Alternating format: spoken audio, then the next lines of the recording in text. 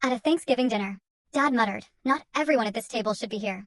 Some don't belong." Can you imagine sitting down to Thanksgiving dinner, surrounded by your family, only to have your own father raise a glass, look straight at you, and declare, "Not everyone at this table deserves to be here"? That moment hit me like a punch to the gut, but it also became the spark that set me free. For almost 6 years, I hadn't stepped foot back home in Omaha. But that first Thanksgiving, everything was exactly the same.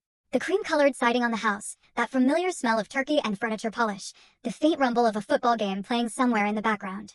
Inside, the dining room glowed with warm, amber light, almost as if it was trying too hard to feel like family. My dad, Frank Bennett, sat at the head of the table, his whiskey glass already half empty, his smile as sharp as ever.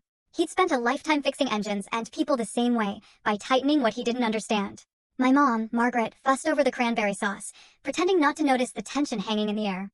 My brother, Cole, told another story about his new truck, and everyone laughed.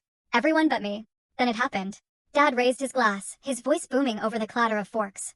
"Not everyone at this table deserves to be here," he said. The laughter that followed was instant, too loud, too familiar. And every single head turned toward me. The overeducated daughter who'd left. The one who made them uncomfortable just by existing. But I didn't flinch. I looked at him, steady, and said, "Good thing I built a life that doesn't need your approval. Don't worry, you'll read about it soon." The room fell silent. My mother froze with her fork midair. My father's grin flickered, just for a second. And the old wall clock ticked louder than it should have, like it was marking the exact moment everything changed. I grew up in a house that smelled like motor oil and Sunday dinners, warm, noisy, and full of rules no one ever said out loud, but everyone understood. My father believed the world was built by hands, not minds.